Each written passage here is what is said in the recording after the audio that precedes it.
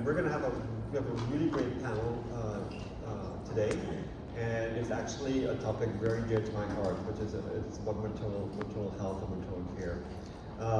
So we're going to be talking from missed moments to meaningful impact, rethinking maternal health. And I think you'll love to hear from our speakers for the different solutions they're bringing into this space. And let me first introduce myself. So I am Dr. Carl Serrao. I'm currently the Chief Medical Officer for Driscoll Health Plan. And for those of you who don't know us, we're in South Texas. I have been part of the South Texas community for almost 30 years. I'm a PNC doc and work with a fantastic bunch of people. And maternal health has been huge in terms of part of our mission. So let me go ahead and introduce our panel here today. We've got Shamit Luhar. He's the Chief Executive Officer for Vheda Health. Shamit is the CEO of Vheda Health and leader in virtual health engagement for Medicaid, Medicare, and SNP populations. He partners with major peers to improve chronic care, maternal health, and behavioral health outcomes through digital solutions. Then we've got Dr. Izzy Fulcher, Chief Scientific Officer of Delphina. I just love that title, by the way, Scientific Officer. I feel it.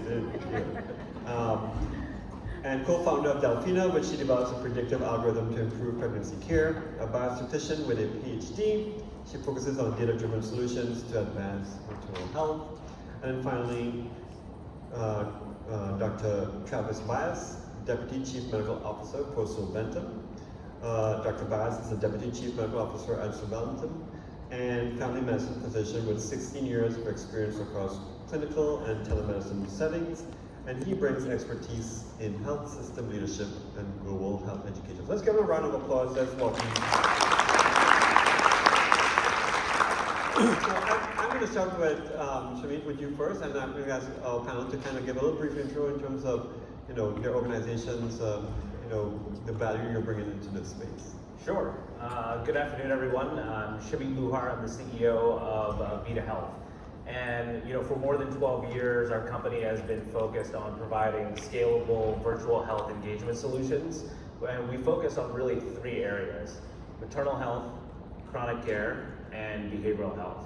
And really what we're focused on is how do we create a system of care that is easy and simple for our moms to not only have a healthy pregnancy, but deliver a healthy baby. And the way that we do that is by really combining a lot of the key pieces that we find that are very disparate in our healthcare system. So we're focused on combining live care coordination, mobile app, remote monitoring, and we bring it all together with a smartphone that the member needs to stay engaged. So if you think about it from the lens of the health plan, we're partnering with the health plan, but we're also extending the spokes to our members, in this case our moms, the state health departments, along with their providers. And that last piece is probably one of the most important pieces of all, where the mom needs that extended level of help. So we're really focused on ensuring that we're closing the loop for our moms so that they deliver the best and healthiest baby possible. Awesome. Hi everyone, I'm Izzy Fulcher. I'm the Chief Scientific Officer at Delphina. I also like my title, thank you. So at Delphina, we are a tech-enabled pregnancy care platform. We do early identification of pregnancy risk and then apply the evidence-based interventions to reduce the risk of that pregnancy complication. And we do this in three unique ways. So the first is we partner with providers. So we partner with obstetric care providers at their brick and mortar prenatal care clinics.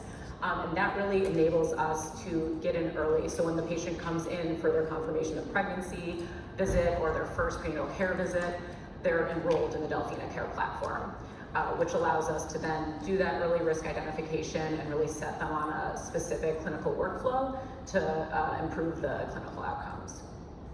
The second way that we're unique is from our complementary doula services. So we have our partnerships with providers really focusing on that clinical lens, getting patients started on the right clinical workflow and getting them the right interventions.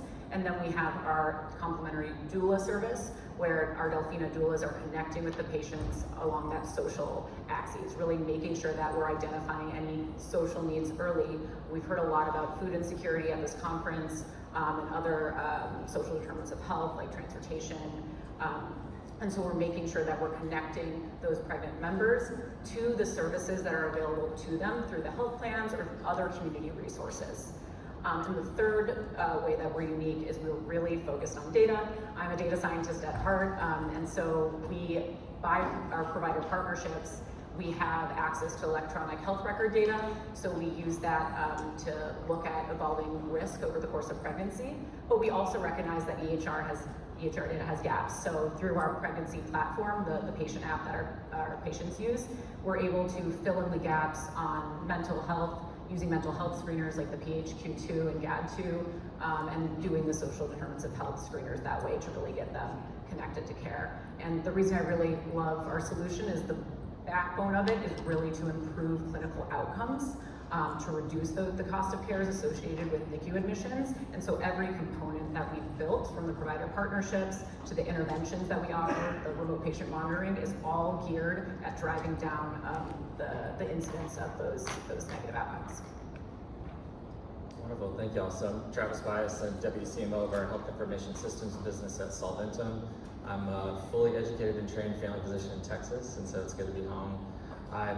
If you've not heard of Solventum, that's okay. We're just about a year and a half old. We are the 3M healthcare business. We spun out of larger 3M about a year and a half ago now, and have been around for a little over 4 decades, building code-based patient classification systems like the DRGs. We maintain the MS DRGs for CMS, and about 36 US states use one form or another of our risk stratification pop health methodologies, such as the APR DRGs like the state of Texas. And so APR DRGs are used for risk stratification in the inpatient space, whereas we have others that are used for outpatient payment, as well as our clinical risk groups are used for population individual focused methodologies to help risk stratify populations, which I think is very important for this conversation, because our goal is to help to identify some of these moms that could be at high risk for poor outcomes, ideally as far upstream as possible from delivery and then on through the postpartum period. And we can talk a little bit more about how we do that moving forward. The rest of Solventum is a little better known for the medical and surgical products, things you might be familiar with in negative pressure wound therapy. But a lot of our health information systems focused is around population health data, where we engage with state Medicaid agencies, commercial payers, ministries, 20, 30 plus ministries of health around the world to help with risk stratifying, understanding where high-risk populations are and anticipating resource utilization in those populations. Great. I'll stop there. Yeah, hey, that's a lot. When you start looking at our landscape for maternal health in Texas, it's not as happy a place as we want it to be. In fact, the last kind of statistics I was able to pull up, COVID definitely had a very adverse impact on maternal mortality. In fact, maternal mortality went up by 56% in Texas during the 2019 to 2023 period. And we had a higher maternal mortality rate compared to the rest of the nation. The risk for Black women dying is 2.5 times more likely. So we've seen widening of those health disparities. And then a lot of Texas is rural. Here we are in beautiful Austin, but my part of the world, there are more cows than people in some places. And the data shows that women that are in these rural communities have a 50%. The mortality ratio is 50% higher in those rural communities. And so we're increasingly talking about how do we reach moms, addressing health disparities. How are we addressing moms in rural maternal spaces? We're seeing a lot more OB deserts, and so that kind of leads up to my first question. How can technology and telehealth solutions break through the barriers of rural and remote healthcare access and member engagement, especially in these areas where we have these OB deserts? Because we're going to have to come up with some innovative ways to address those maternal and mental health needs among this population. So, Shimi, why don't we start with you? Yeah, sure. State of Texas is big.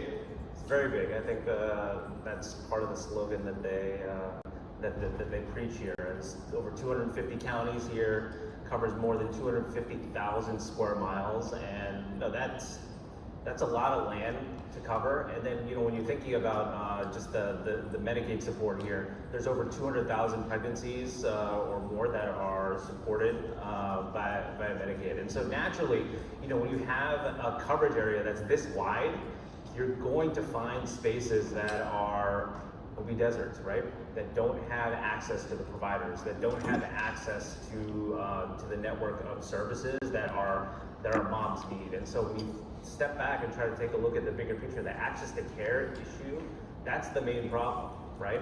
So all of us here are very lucky in the sense that we can take out a phone and with a couple taps we can schedule an appointment with our provider. We can talk to our provider. We can get a refill on our prescription. Our moms, unfortunately, they often don't have that capability, and so that's where this smartphone that Vheda Health provides is very, very impactful. And we bring it all together for that mom, for that very specific purpose, right? So they don't have to think about having to find their phone number for their OB, having to find the phone number for the transportation service that the Medicaid service provides, or even the member services line. We provide all of that there for them, and then we add that along with access to essentially a health services team who you can think of them almost as a crutch or as like a lifeline, because our mom's pregnant journey is a very complex one, and so there's so many things that are going on in their heads. And so how can we make that process as simple, as easy as possible by providing them everything handed to them in a way where they feel at ease. So if they're a high-risk mom, for example, that is dealing with preeclampsia or managing their gestational diabetes, if you have a high blood pressure or even an elevated blood sugar reading, that represents an early intervention opportunity where our team can not only take action, but then get them in front of their OB in as quick a manner as possible. And what we're seeing from a data and outcomes perspective is that all-inclusive model, it's working. On average, our moms are delivering an average gestation delivery of just over 38.6 weeks. So that's full term. That's really exciting for us. That's really exciting for the health plan, and most importantly, it's exciting for our moms. So that's just one of the many ways that I think that telehealth and technology can really help bridge that gap. Yeah, no, I totally agree. And after the pandemic, we saw an explosion in the use of telehealth services, and there have been many, many studies that have shown that patients like virtual care, and they can get just as good, if not better, outcomes with virtual care, especially in the maternal health space. And so the ability to have a tech-enabled solution complemented by partnership with the OB provider that the patient's going in person to see really can fill not only the geographic gaps of living 50 miles away from your delivery, or even having to drive over 30 minutes to get to your prenatal care visit, but it's also going to solve the gaps that we see in time between visits, especially the visit after delivery. 6 weeks later, 12 weeks later, you're showing up for your postpartum visit. That itself is almost a time desert, if you will. So we've seen that remote patient monitoring, doing blood pressure monitoring in the postpartum and prenatal period, and giving patients those devices where they can track between visits is really closing the gap to those cares. And we've had, one thing I do want to highlight is a story of a place where we didn't have strong provider partners there, and so we were actually able to tie in to a community health worker network to actually get the Delphina Care platform to the patients in their homes, and they were using the remote blood pressure cuffs, weight scales, symptom and mood monitoring, and being able to make connections to care back to their providers. So just the flexibility of tech, I really think, can close both the kind of temporal gaps, but also the physical gaps between patients and their providers. Yeah, you mentioned some of the worsening outcomes that we've seen, and I see our role is very complementary to the two of you as far as despite, there are access issues, there are workforce shortages, there'll be deserts, as you mentioned, and so teams, whether it's payers and your thousands or millions of lives, or it's provider groups that have thousands potentially of moms at some stage in their pregnancy or postpartum period, teams have to be able to know where to focus their efforts, right? And so I think that's one of the beauties of our risk stratification tools is really just understanding like who are your at-risk moms, like the specific individuals, not in a like linear regression situation, but like who are the specific individuals and who is the list? Who are my like high-risk moms based on multiple factors, right? Demographic factors, so age and social issues that might be leading to potentially poor outcomes. Pregnancy-related issues, is the mom nulliparous? Are there clinical factors or risk factors, previous diagnoses, obesity, diabetes, hypertension, renal insufficiency, or previous cardiovascular disease issues, taking on all of these issues and then marrying that with procedures and pharmaceutical information to bring all this data together to then give a like who are these high-risk moms. And so we've done some pretty interesting work around this specific problem around maternal mortality with another state where we used our, not only risk stratification tools, but performance outcomes tools. So we have potentially preventable complications, potentially preventable readmissions, and we can use that to measure performance in a clinically credible way that we can put in front of clinical audiences. And then we basically worked with this state to say, let's make sure that the hospital is working with the plan, who's working with the outpatient, OB, midwife, clinic, whoever, in the outpatient setting, and they're incentivized to assess their risk for poor outcome in the postpartum period. What is that risk of preeclampsia, eclampsia? And let's make sure we've done that assessment and financially incentivize the hospital to do that assessment before mom leaves. Let's connect the high-risk moms to the right person at the health plan to make sure they've got the resources they need. Do they need transportation to their follow-up visit? And then let's incentivize the provider group to get them in within a reasonable period of time. The high-risk moms, let's get them in within 5 days, the medium risk within 15, the lower risk within 30, and make sure that we're a little more targeted in the way that we do postpartum follow-up, not just in a cookie-cutter way. So that's one way we've helped, because this kind of problem requires creative solutions, and I think we're trying to do a lot of different things with other states as well. I've got tons of questions for each one of you, but I'm not going to answer.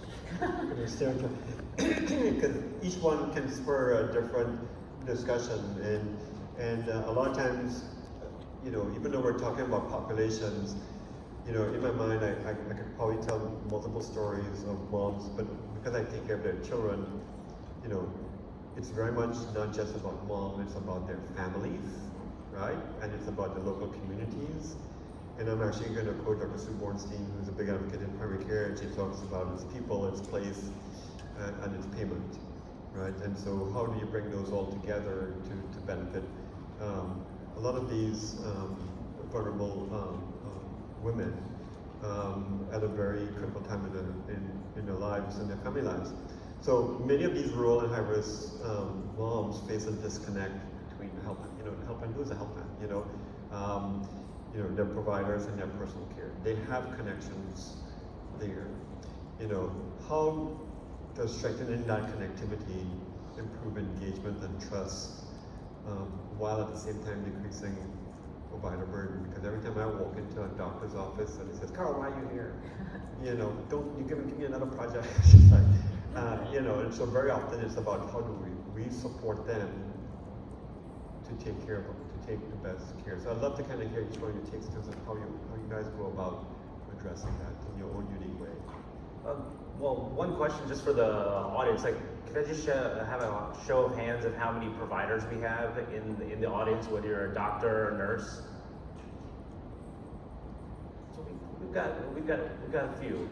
And one of the key things that we're hearing from the provider community is that limiting factor is time, right? And so I think all three solutions that we're talking about here, that Izzy's talking about, that Travis is talking about, that we're talking about, they help improve that time flow, to the provider. And that's ultimately our goal, right? Because you as providers are doing a lot of work in that provider office, but you just don't necessarily have the time to spend. So if there's upfront work that we can do for you, we want to do that, but then also provide you with the data that you need, that once let's say I'm going to use you as an example. If you have if you have an elevated blood pressure and we need to get you to your OB, that data is already available to them so that they can make the decision on what adjustments that need to be made, whether it's to a medication to prevent that ER visit or even the hospitalization from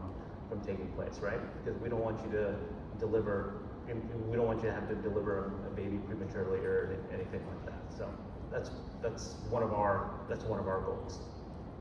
Yeah, I love this question because the connected care component is really what I've been focused on at Delphina for the past 5 years. So because of our deep partnerships with providers, we are creating kind of that wraparound care around the patient and also supporting the provider as well. So in addition to identifying risk early, we are also providing the interventions to reduce that risk. So we are offering remote patient monitoring services that our providers love because they don't have the time to go through and get the blood pressure cuffs when they're needed or get the connected glucometers when they're needed. So we're able to offer that to the patients that need it, and we're able to help them identify which patients need it. We also offer mental health specialists, lactation consultants, and nutritionists. These are also things that some smaller prenatal care clinics and either larger health systems don't have for their patients, and we're able to connect them to that care and then also bring back in a closed loop system what happened at that visit. The provider can now know because they're using the Delphina care system and everything is living in there. And for patient engagement, it's been huge because they have their provider, they're going to their obstetric care provider who they trust, and they're saying, hey, enroll in this platform, it's gonna help me track your moods, symptoms, blood pressure, all of these things, and I'm gonna find out about it and we can have a conversation about it at the next visit. So it's really creating that wraparound support system with the provider within a system of care, which is important in our fragmented healthcare system today. Yeah, I think y'all are kind of speaking to this, like clinicians, we just want the right information at the right time to make the best choice for the patient, right? To create the highest quality outcome and ideally lowest cost. Like that's all I wanted as a family physician. And a lot of times it was so hard to come by, still is in a lot of regards. And so if we can put that right information at the right time and surface that in front of the clinician when they're ready to make that decision, I think that's key. And so I think that's our goal, is to create a little bit of a shared language when it comes to data, population health data, from the payer, like, hey, let's work with the payer who has a lot of this information to then put clinically credible and defensible information in front of their provider groups that then inspires some form of action, right? Because if you're putting something in that's not explainable to a degree and a little bit of a black box, provider groups are not going to be motivated to act on that. So I think that's our big goal, is to create something that's transparent, that's explainable, and defensible. And then through that's kind of on the risk stratification side, but on like performance measurement and using some of those potentially preventable complications, readmissions, ED visits, admissions, putting that type of information, yes, is a lot of times, since this is a claims-based system, it is retrospective, but in that you can kind of start looking for patterns and trends if you bring the clinical context into the picture, and provider groups can then use that to look back and say, wow, I'm seeing a pattern here that,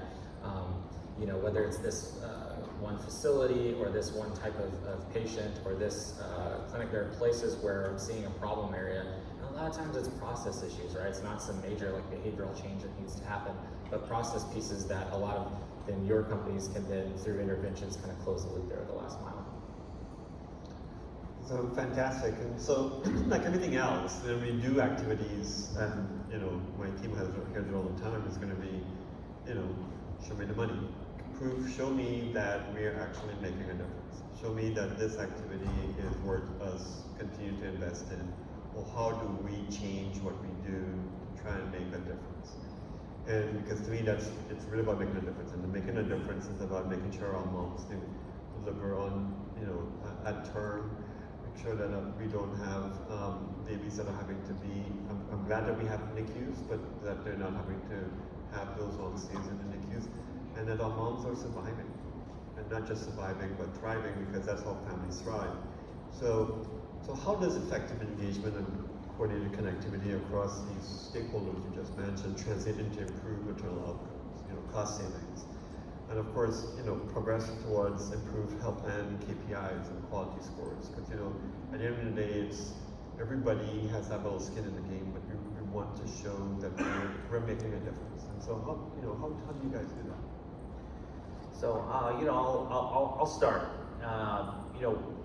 The way that we frame the discussion is at Vheda is around our 3 pillars of value. And these 3 pillars of value align squarely with what the health plan and what the state health departments are looking for. And this always starts with engagement first. Is how am I getting to my moms to engage in a maternal health journey that's going to create a healthy pregnancy? So that's step one. And so that's why we're really focused on making it very simple and easy, and essentially just handing it to the mom in a very simple way, through that phone, through those connected devices, through the connected care team, so that she doesn't have to think about it. Our moms should not have to think about it. So that's step one. And so by providing all of these capabilities in one place, we're seeing our moms engage on a monthly basis over 80%. Month over month. And so, you're probably thinking, well, what does that mean? What does that 80% engagement rate mean? Well, they're actually using those core monitoring devices, right? So if they have gestational diabetes, they're using that glucometer. If they have preeclampsia, they're using that blood pressure cuff on a regular basis. So we have a longitudinal record of what those metrics are. And then it's from that first metric of engagement that we get to the second one, which is ROI. So how are you developing or creating a return on investment that makes it worthwhile for me at the health plan, for example, to continue with the solution? And what we're seeing is with these moms who are delivering on an average of 38, 39 weeks average gestation at delivery, you're seeing delivery improvement costs average between 18 to 20%. And that's because, through the right education with these live interventions, moms are becoming better educated on, let's say, having a vaginal delivery versus, let's say, a primary C-section, where the cost is going to be a lot higher. So that's where we are going to focus a lot of our time and energy. And then that ROI pillar then leads to our third one, which is the improvements in clinical quality and health outcomes, right? And one of the key ones that we look at, that the state of Texas and others are looking at, is how do I improve my HEDIS scores, right? And so one of the things that we've seen is through regular device usage. Take, for example, a blood pressure cuff.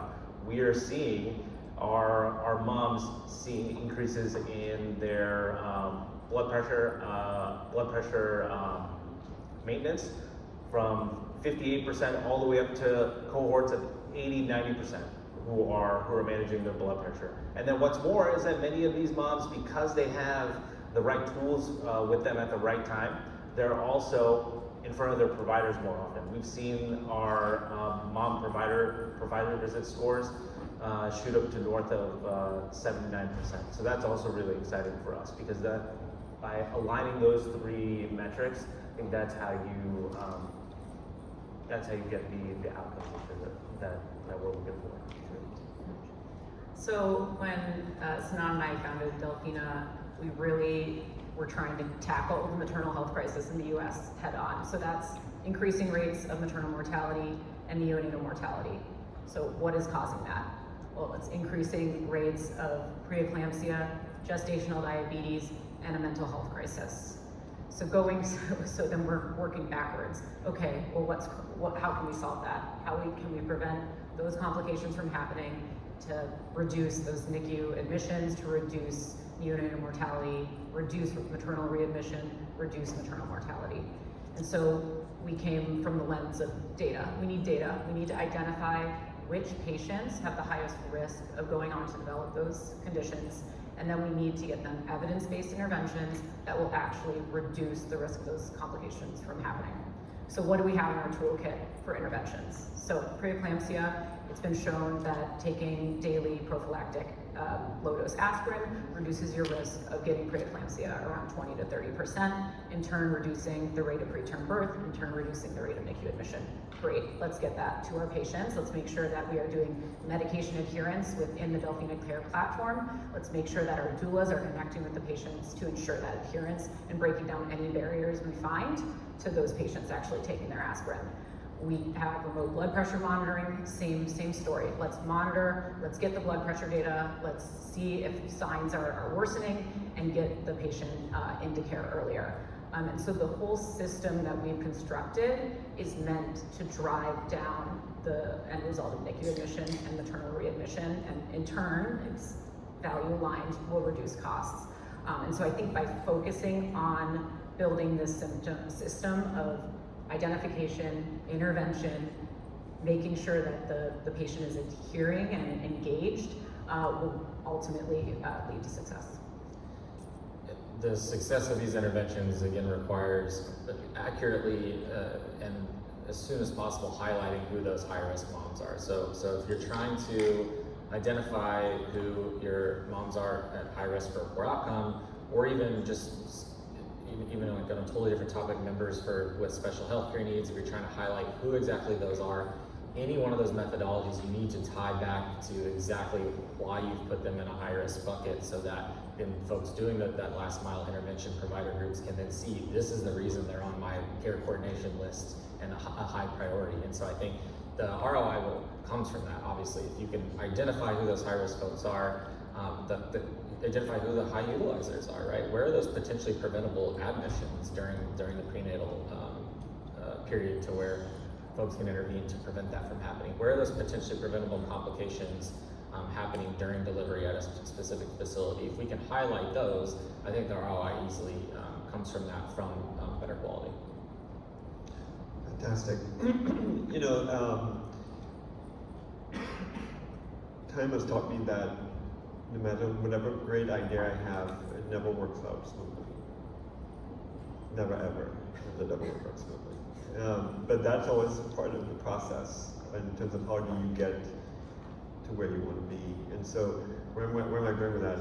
Could you kind of give maybe an example or story of maybe an obstacle or an opportunity that you encounter as you implement these solutions, be it with your providers, be it with patients, be it with facilities, or community stakeholders, and how did you all kind of overcome some of those things?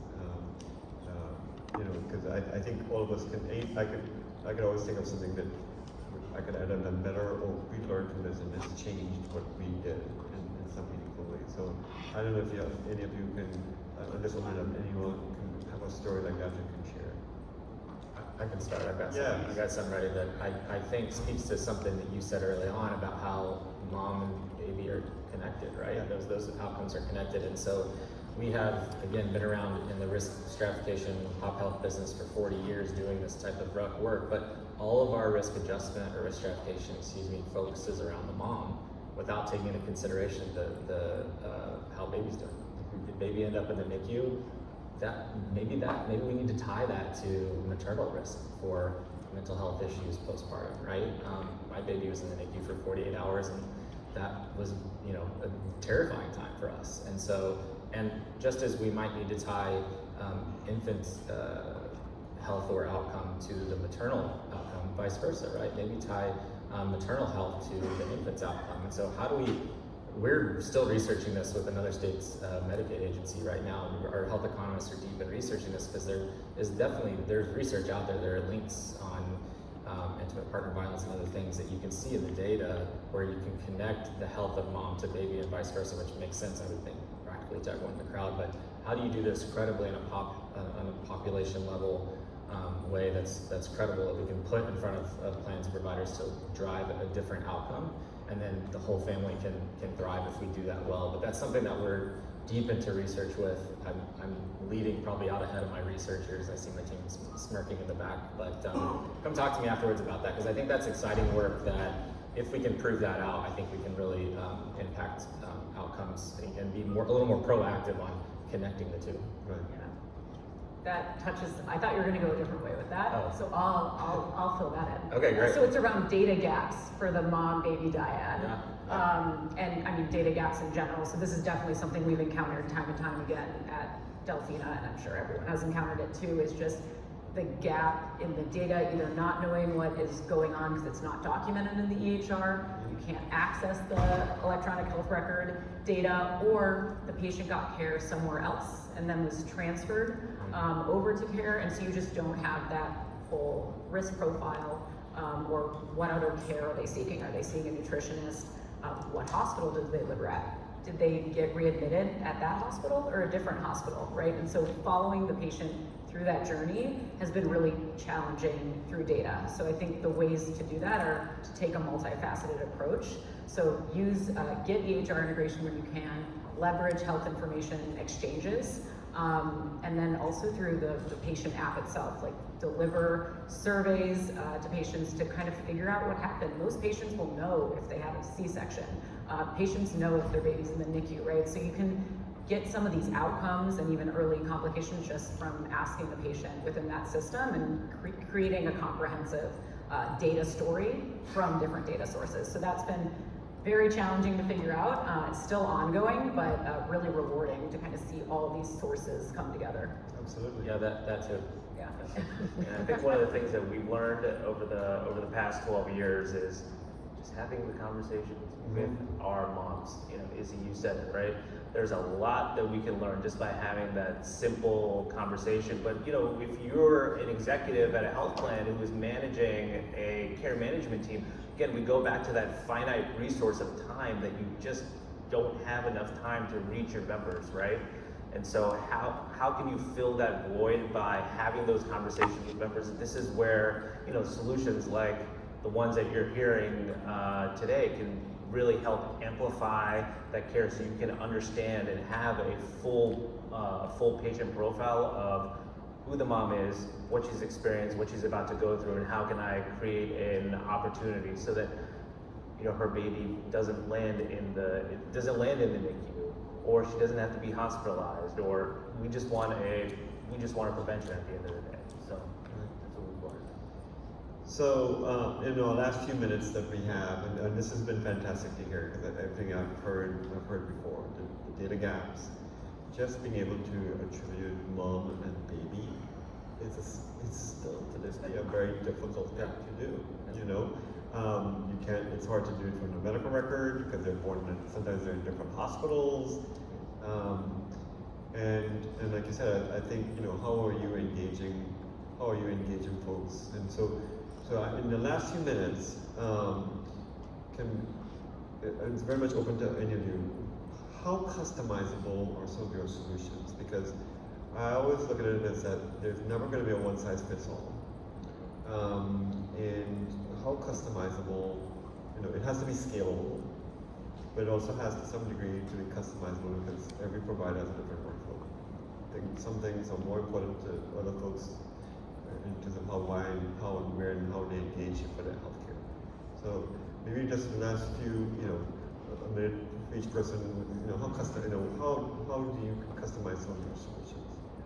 Well, if you look at it from the Medicaid standpoint, right, there's 50 states, hence 50 different solutions that you potentially have to customize, you know, from that perspective. But if you zoom out, some of the core elements are there, right, in terms of the key KPIs that every state is looking at. We're looking at gestation at delivery. We're looking at NICU stays.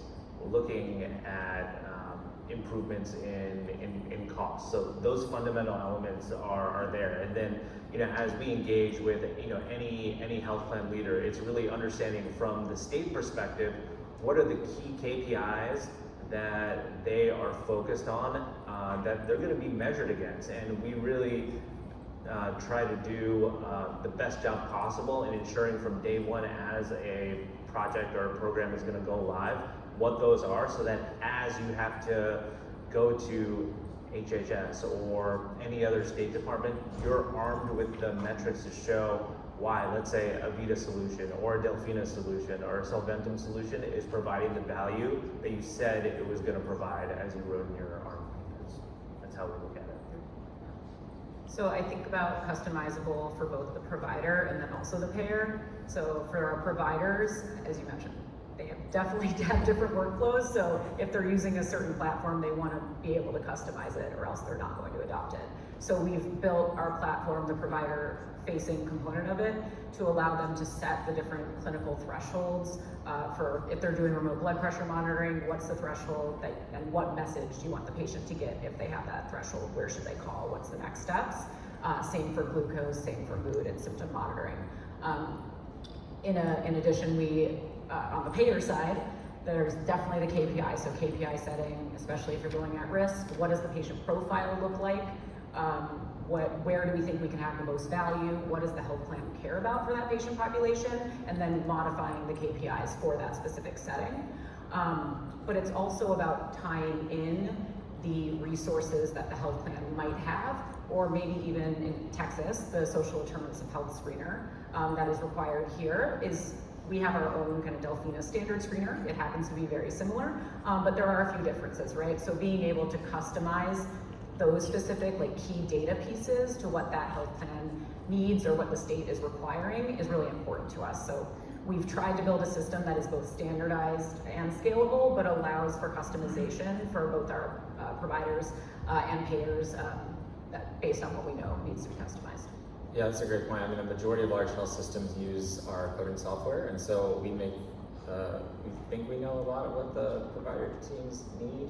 I'm sure we make a lot of assumptions in that process, but very much customizable. We've got a team of health economists and nosologists and researchers that have been doing this type of population health segmentation, risk stratification for decades, as I mentioned. But really, I think that we can customize it as much as desired to kind of meet the goals of the use cases. Whether if you've got a team of data science nerds or not, we can handhold you as far as you want to go. We've seen a lot throughout all 50 states. But still, obviously, learning as incentives change across the country. So happy to support that. Right, great, thank you. Well, I think we've got a few minutes left. Happy to take any questions. And Lynn, I think I see somebody. There you go.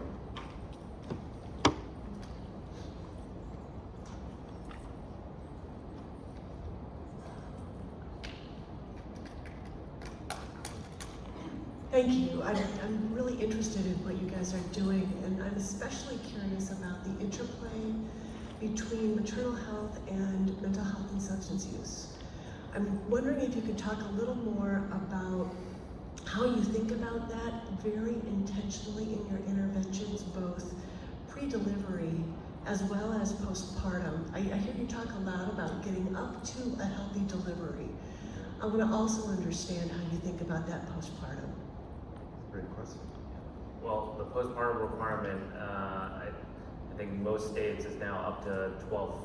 It's up to 12 months, and so that's something that we think about a lot with all the pregnancies that we are and deliveries that we're supporting. And so going back to your earlier point around the substance abuse, just mental health and in general, this is something that overlays on top of all of our maternal health programs, because I think it just goes back to how do we educate our moms, right? And so what are the resources that we can provide that the health plan already makes available, but then also through live interactions through our various health services members, how can we understand what are the needs that they have and get them to those resources? So that's how we try to focus our time, from that perspective. Yeah, I agree with that. And for us, it's really fits within the entire kind of model that we have. Early identification, early intervention to prevent postpartum depression or peripartum depression. So by doing early screeners in pregnancy to identify risk using the GAD2, PHQ2, and then getting those patients connected to care early, so prenatal mental health counseling. There's been a ton of research on really great programs that actually reduce the risk of postpartum depression by like 50%. One of them I just want to give a shout out to is called the ROSE program that was developed at Brown. And it's a counseling program during pregnancy, a group counseling program 5 times during pregnancy, 1 time postpartum, and it's shown amazing benefits. So being able to identify what patients would benefit from that program, and then having a platform for them to tie into to actually get that counseling that they need. So yeah, identification, making sure you're checking in with the patient, getting the information early, and then being able to connect them to something that if they're already having a mental health crisis is gonna help them, but even identifying it before it happened to prevent it. I don't have a great intervention answer to that. It's more of an identification answer, which is it's a lot around diagnostic coding, pharmaceutical data, which obviously there are huge gaps in that, where a lot of postpartum mental health issues are not picked up in that, right? So I think there are a lot of tools out there that can use natural language processing and other things to mine some of that unstructured information that's a gold mine in HPI or assessment and plan and other documentation that we can work with. If we can get any form of structured data to take in, we can kind of layer that in to try to identify these folks early.